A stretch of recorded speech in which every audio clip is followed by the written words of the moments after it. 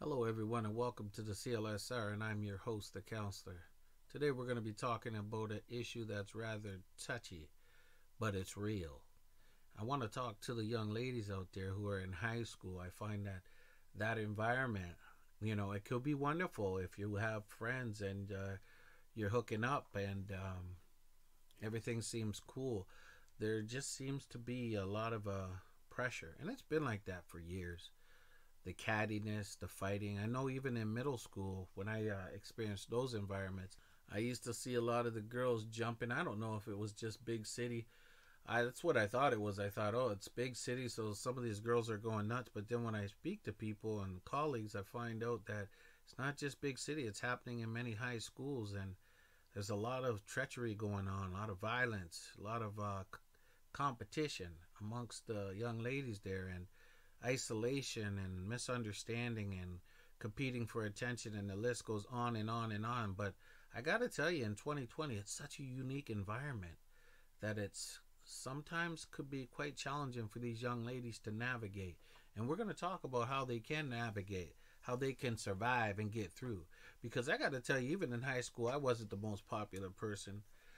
And you don't really need to be, or you could be the most popular person, and that could even be pressure trying to keep that up. But just the dynamics are just, they're astronomical, and we have to deal with that. We got to talk about that because that's real.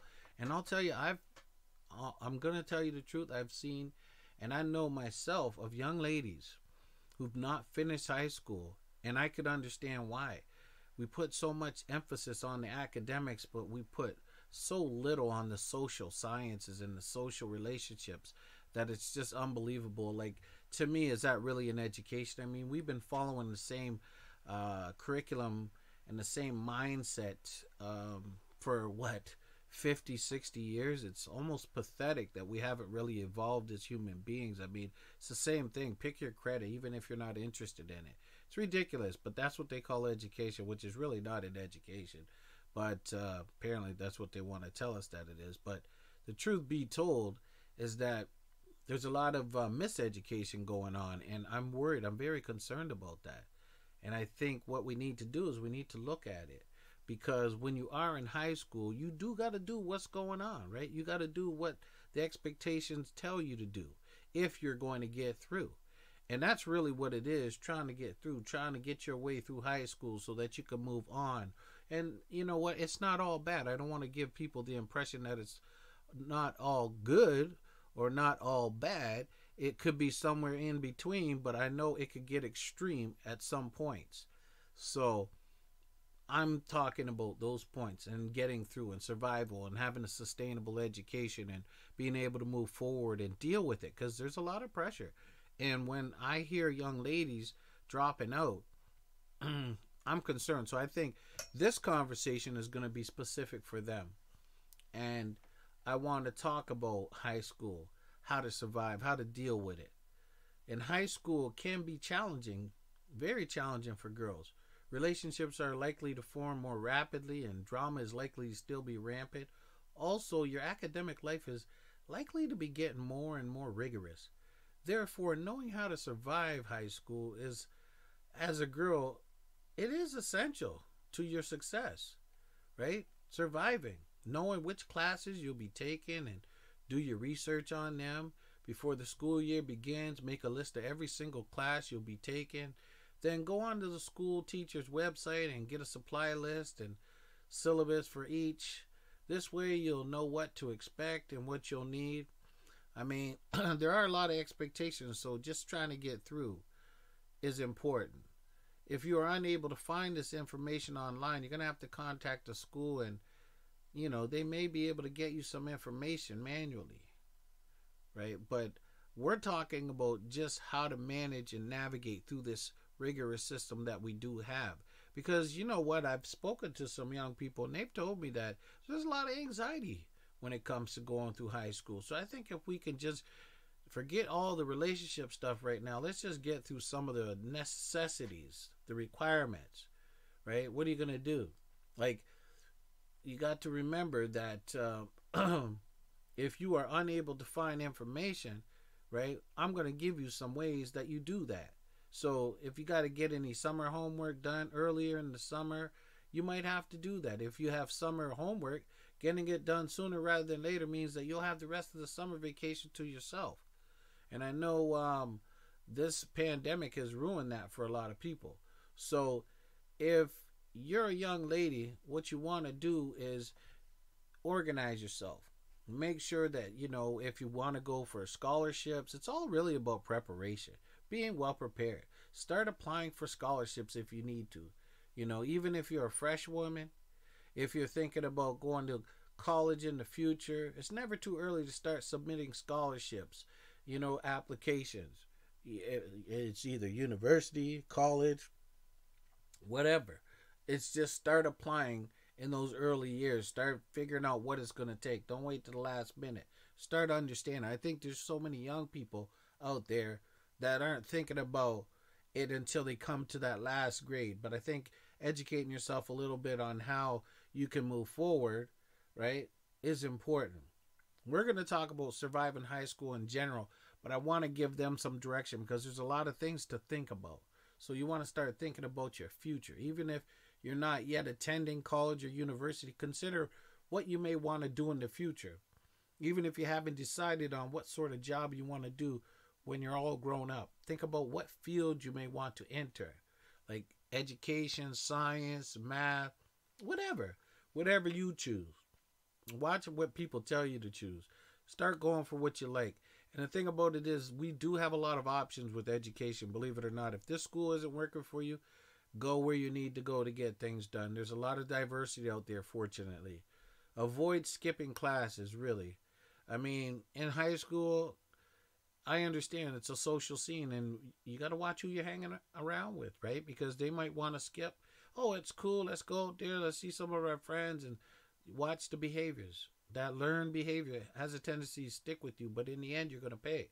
So in high school, it can be hard to make up for a class when you miss it. So unless you're sick or having another emergency, go to class regularly every day. That's your best option. Avoid procrastination, especially when it comes to assignments. I know it's easy to do. I mean, when I was there in high school, procrastination was my middle name. But see, if you're a procrastinator and you know that about yourself, then there's things you can do about it, right? Like preparing yourself. If you know, oh man, that's how I operate. That's who I am. Then you know what? Since academics are going to gradually get more rigorous as high school progresses, procrastinating on your schoolwork will get you more and more backed up with assignments and get you stressed out towards the end of the year. So you got to try to plan your way through it. If you know you're a last minute person, just get your stuff together. Make sure you got all your books, your resources, so that if you are doing it last minute, you're prepared. You're not running around looking for things that'll help you complete it. Just know that if that's the type of person you are, accept it. But work with it and plan your way through it. And one of the biggest things for a young lady to do may be to ask for help. And it's not because she doesn't want to get help. Competition. Some of the ladies out there don't want to help, or they might look down upon you, or they might give you that look, or they might make you feel like you're less than. You can't do that. Asking for help, that's what school should be about. Asking for help, working together, collaborating, using our ideas and thinking about things, getting our minds together, not trying to isolate. Oh, you're going to have those ones that do that. Oh, for sure. We're going to talk about that later. But I really implore you to ask for help when you need it. It could be teachers you trust. They could be great to talk to when you need advice or help with something. It doesn't necessarily have to be a peer. When there's an issue, you're going to have to get some help. And you're going to have to go to guidance. You're going to have to go to the teachers. You got to do it. And I know some teachers, they might give you that attitude to make you feel less than. You know what? I've seen that happen where, young lady's been brave and she's opened up her heart and her mind and she's asked the teacher for a question and the teacher shuts her down. Oh, I told you though. Oh, you were listening? You would know that. And just those sarcastic comments. Some teachers can be real problematic, let's say. Nice word. But the truth is sometimes they got themselves into a situation where they're overwhelmed and they just push it back on the students. Well, I say to you, if they're there to teach, ask questions. That's what your job is there. You're not there to know anything. You're there to learn. A lot of times we get the impression that we're supposed to know everything. You're not supposed to know anything. If you know something, good for you. But if you don't know something, then you put your hand up and you tell that teacher. And if you can't do it in front of the class, you wait till class is over and you start to say, look, I didn't really understand, right? So I need you to go over it. And if they give you an attitude, that's why there's a principal. See, principal, the term principal is short for principal teacher. So in order for you to be a principal, you have to be a teacher. So they're going to understand what you're going through. So if that teacher, right, if that teacher's not giving you what you need or they're giving you attitude, you're going to have your parents sit down with them and explain to them, no, you're the teacher, this is a student, and we respect teachers. Listen, I'm a big advocate for teachers. I respect them and I think that they're wonderful people and they're doing the best. They're doing a job. Listen, they're doing a job that is very challenging and very rewarding. And they give their love. And I see the teachers that I know, they treat kids like their own, And there's some that are nasty, just like in every occupation. But the truth is, they're there to teach you and you're there to learn. So you have an obligation to learn something. If you're going grade to grade and you ain't learning anything, back up. I remember the day when they used to fail people. And that was a bad thing. It was considered a bad thing. But I'll tell you something right now. If you failed, you learned. You learned. You really did. Because maybe you failed because you were fooling around. Well, back then, they did that. They made you learn. They made you realize that, you know what? You can't keep going. You can't keep going on this way. You're not moving. Now, they got the individual education plans that push people through, even ones who are capable. Now, IEPs are good. They're called individual education plans. And they go from the day the kid comes into class, right, from kindergarten right on up till high school. And after high school, you're on your own. So, I mean, from the beginning, these plans are established and they're great. But you got to make sure that the teacher is following the individual education plan to support that student. So I'm saying there's wonderful teachers out there. They have lots of work to do. And what I don't like when parents attack teachers because really, it's really not in your favor. I'm not saying attack them. I'm just saying speak to them and let them know that you're there to learn. And it's okay to ask questions. You know what I mean? It's okay for you to advocate on your child. I think parents do the advocating, and sometimes they advocate so hard because their child can't get it. And so what they do is they over-advocate to the point where they're disrespecting the teacher, and there's just a breakdown in communication, and it's just, I don't know, there's a lot of things that are changing today. There used to be a lot more respect for teachers, and there still is some respect for teachers, but I think what we need to do is get back to that because they're the ones who are with your children and they're trying to do their best. And if you got so much to say, get your butt in that classroom, sit in there and help out. And that's what my advice is. If you got so much to say about the education system, get in there. If your kid's going to high school, like the girls are going to high school and they're having problems, get off of that job that you're at. Take some time out. We're too busy as parents leaving it up to our children. And I know we get them. We get the kids going into high school and that's our break. We got our own job to do. But the moment you find out something's going on, you got to get into that high school and start talking, working with your child. And I know it's not easy, but it's what you got to do. Sometimes you feel that environment isn't for you. I can't just take time off work. I know that's not easy for a lot of us. It's just not. But you're going to have to find ways to help your young ladies if they're in high school. Not just let them suffer. A lot of them aren't going to tell you what's going on. They're not going to speak to you about some of their issues. And if they're being bullied, sometimes follow them into that school. Get in behind them. Watch some of their communication. See who's talking to them. See who's not talking to them. See who they're hanging with. Don't necessarily got to get it come out of their mouth. Sometimes you got to let these young ladies go through these experiences, but they got to also be able to be having that open door policy where they can walk in and talk to you when they need to talk to you. It's not always going to be easy, but I really believe that you can do that and work. And I know this sounds harsh, and I know a lot of you are working and I just can't. That's your child, right? You can do it. You got to tell them what you got to tell them. I don't care if you got to lie to your boss and say, look, my grandma's dying. And take that time off to take care of your kids. I don't care what it is. Figure it out. Find a way. But make sure that your children, at least if you got to walk them.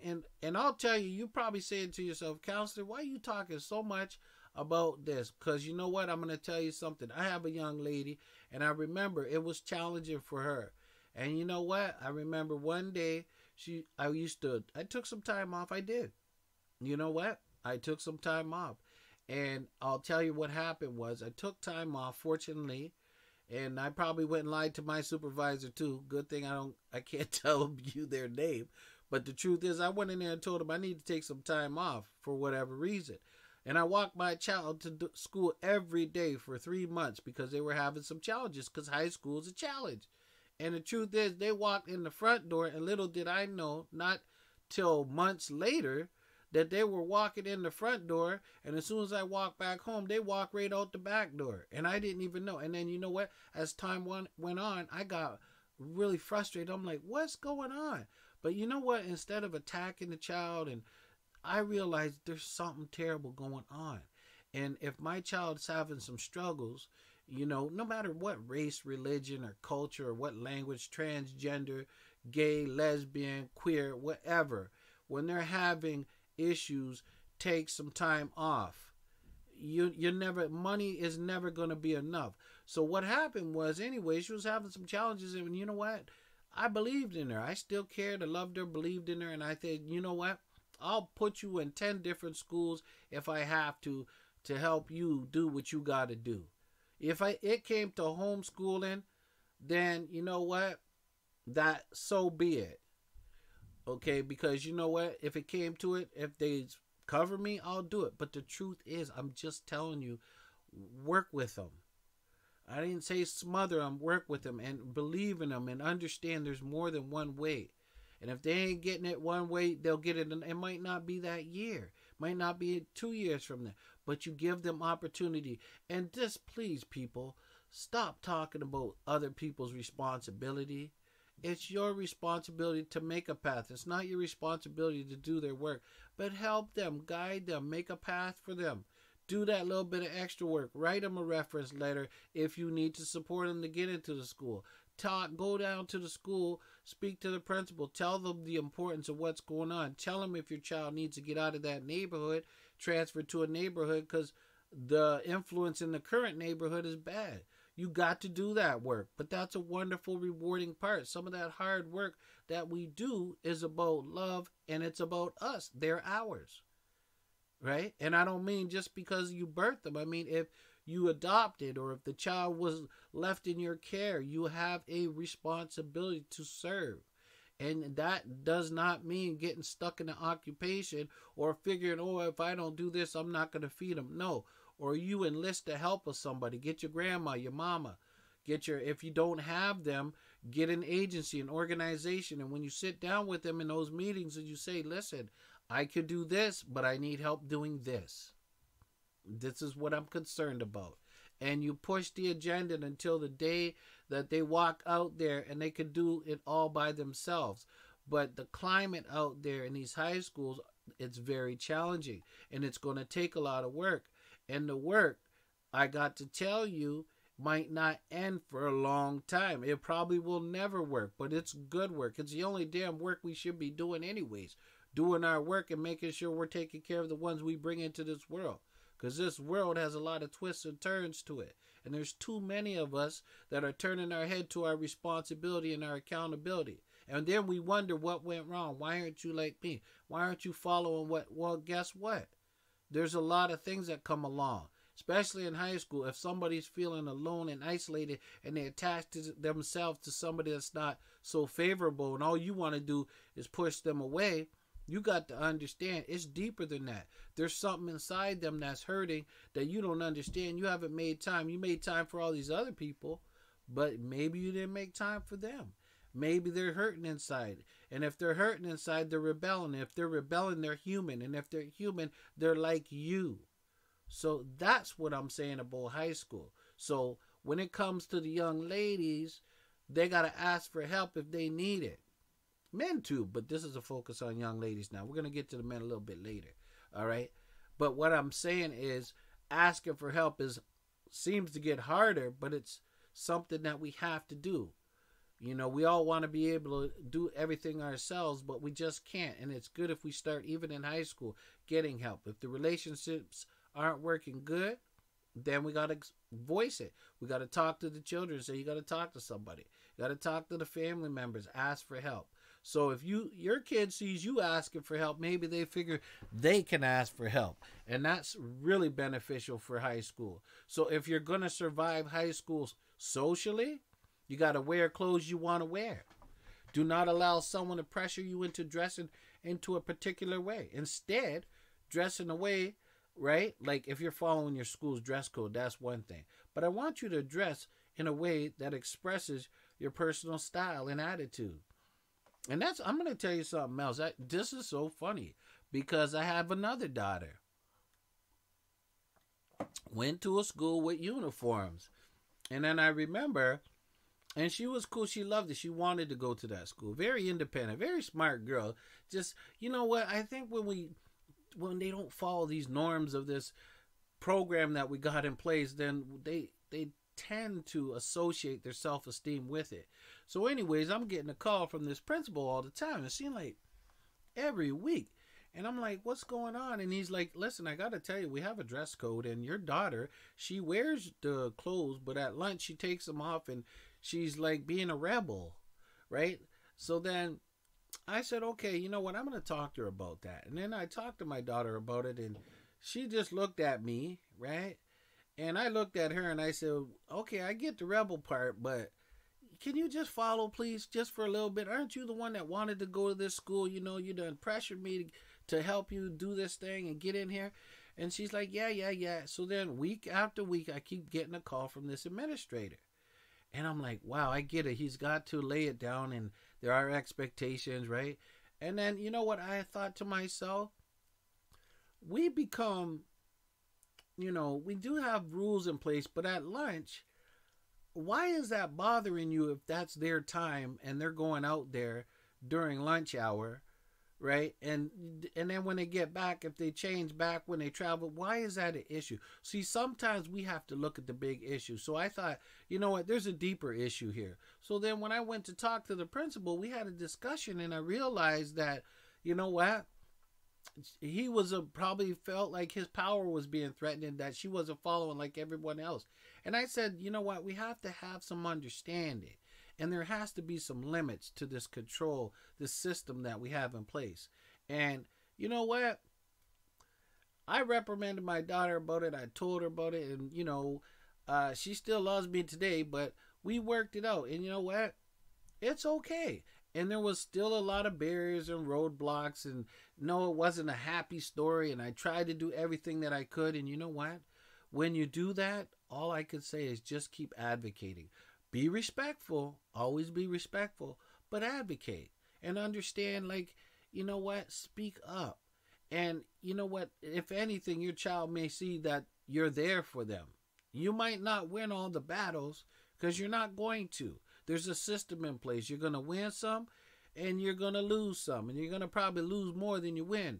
But there's a system in place, right? And if there's a system in place, all I'm saying is, as long as you keep up the battle, you're in the fight, and your child sees that, you know what, with all these stresses out there and structures out there, you know what, they're going to advocate for their children and understand that, you know what, there's a fine line, and maybe they'll design a school that's more open and, you know, not as stringent, and maybe they'll just go to a different school.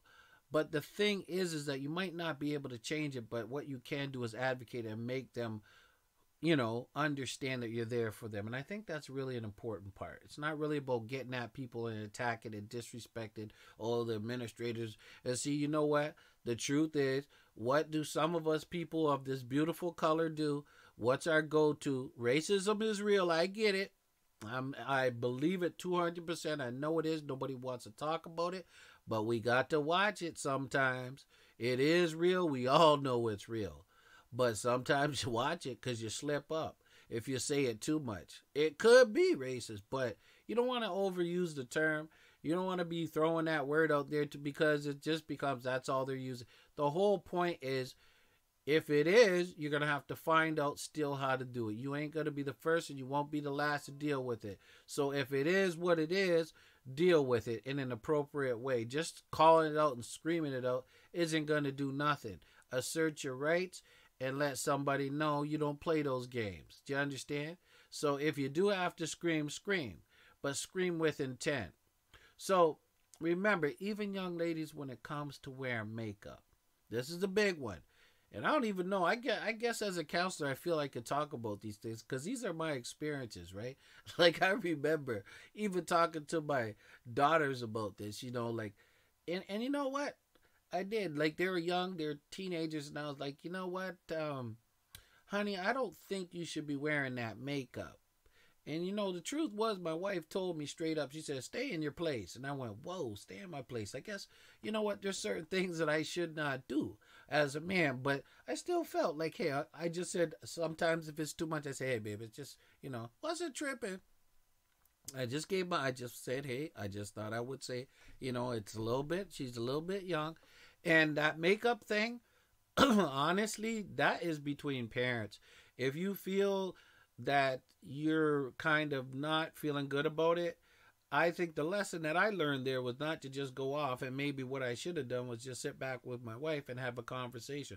A lot of times us men, we want to sit up there and just, let you know that we're chilling in charge, and we're really not necessarily in charge. We can participate in a relationship, but if we go off, we get into areas that are sticky, and then we wonder why things go wrong. So I suggest, if you're a man, you could say what you got to say, but you should be talking to your wife about it, or your partner, or if you don't have a wife, right, then you should be talking to a family member, right, who could talk, like maybe my sister. I talked to my sister, as opposed to if my wife was dissing me like that. And I did. I talked to my sister, and the truth was, she said, stay in my lane. And that's cool. And that's what you do. Sometimes we don't like to accept it, but sometimes you just got to be careful. I got enough to deal with, and that's okay. And I let her handle it, and I got told, and that's okay. The problem is when you don't know to be quiet. So the truth is, it happens. But like I said, knowing that it's okay if you don't wear makeup. See, again, you shouldn't let anyone pressure you into doing anything you don't want to. Wearing makeup is also okay. If it's okay with your parents or your guardians, and if you avoid overdoing it, you are still a kid. And remember, you're going to school, not a party, right? If you're going to make new friends while still keeping your old ones, that's important. You don't have to hold on. I know some of you go into high school holding on to those old relationships. And the thing about it is, young ladies, you know that if you have a girlfriend that you went to middle school with or grade school with, and she's been a really good friend, and what happens is you get yourself into that high school and she gets all jealous. What's the first thing she does? She tries to keep you from forming new relationships. And that's where it could be a challenge. It could be quite stressful. I mean, I could see you sweating. And you know what? They could get on the attack. They're treacherous. It's like wolves attacking. If the girls see that, oh, you're our friend, and and what do they say? And I'm telling you, this is from not just reading, this is from experience. Talking to my daughters, they're talking to me about this stuff as years go by. Some of these girls are like, you know what? You're not our friend anymore. You think you're better than us. Watch that statement. I'm telling you right now, watch that statement. You think you're better than us, because if your daughter says that some girls are saying that they think that you act like they're better, watch it, because these girls could be scheming. And a lot of these young girls start to jump in packs. So when you know your daughter's saying something like that, it's time for you to go in there, investigate, get somebody watching, supervising, get in touch with these girls, let them know you're not playing, go see their parents, say, hey, I think we got a problem here that we're going to need to talk about as a group. Because your daughter's got some friends that are saying some things, and my daughter, no, she can't, because I tell you, it could get deadly and dangerous. And if some of you ladies know and you have daughters that have had some problems in school, certain languages, certain antecedents, and antecedents are things that happen prior to an incident that lead up to it. Like maybe the gestures or the comments before they actually jump bad and attack. So there's going to be a number of indicators. If you're not watching, or if your child's not communicating with you, Something terrible could go on. I know. And you feel so bad about it. And you know what? Your heart, it's like somebody takes your heart and they twist it, because you're just like, you know what? That's my baby. How can people be so mean and nasty? Why is it like that? But it is. It can be treacherous, right? I'm telling you, I was in middle school working in that environment, and I'm gonna tell you right now, most of the fights were from the girls, and it sounds crazy because of the fights. Guys will fight, but most of the fights, I'm telling you, this is inner city big thing.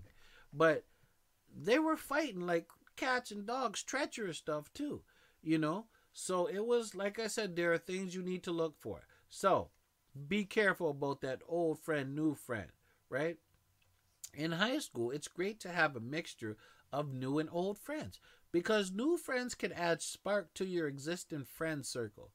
If you're unsure how to make new friends, you can do something as simple as inviting someone who sits all by themselves to sit by you at lunch, by approaching them and asking, hey, you can sit there, or can I sit there? Right? Like, you got to ask. You're going to get some no's, but hey, you got to keep it up. Make sure that your friends are positive, they support you, and that they don't pressure you into doing things that you don't want to do. Watch what you're doing to belong to, right? A lot of us are doing things that we really don't want to do because there's a lot of pressure to fit in. Make sure you don't get bullied, right? This includes not being a bully, right? I mean, there are some young ladies that they do, somebody's doing it, so they get into it, and it's very problematic. And some of the mothers, they just can't see that their child does it, or they're always say that their child's a victim. Be careful and watch your children, and make sure, even in those high school days, that they're acting appropriately. Some of that behavior could be a reflection of the pressure that they're feeling at home. They might become passive aggressive because maybe you're very powerful in that home, and that they feel that they can't really speak up to you, so they're acting out in the school environment. You call it them sticking up for themselves, but the truth may be the exact opposite, right? And make sure that, if anything, you show them to stop bullying. If you see someone who is getting bullied, later offer them some support. Listen to what they have to say and encourage them to tell an adult. If you're being bullied, be sure that you alert an adult that you trust. And I don't mean just anybody. Just, talk to somebody, not just anybody. Make sure you trust them, and they can keep your information off the ear of everybody around. You know what I mean? Within earshot. So, like I said, and talk to the principal if you feel you need to. Right? Go to the top, but in private, because it's a lot of pressure when they see you sitting in offices. You might have to go about telling someone that you have to talk to them, or get your parents, enlist the help of your parents to speak with the administrator or speak with a teacher, and just say, don't point me out directly, but these are the concerns. And sometimes you're even going to have to be brave, right? But I do suggest that you avoid drama at all costs. This means that you shouldn't take part in spreading rumors or gossip. And you should also do your best to squash any juicy gossip that may be harmful to someone else. Well, we've talked a lot in this session. I mean, the counselor is talking about the real deal. These are experiences. They're different from many people, but if you can associate, I'm telling you right now, one of the things you could do is be aware, take some action, and stop the fear. Stop the fear. Oh, my job. Plan, get yourself to that child. Look in, check in every once in a while. Stop talking about what the teachers. It shouldn't be us against them. If you don't like the environment and you're not sure of the teachers, bring together some people who can actually make some decisions and help monitor the situation and actually do something about it, right? So we've talked about some good things, and this is part 1. We got part 2 to go through. So I want you to be like the wise old bird and spread the word, because high school doesn't always mean it's cool. We'll talk about it later in part 2.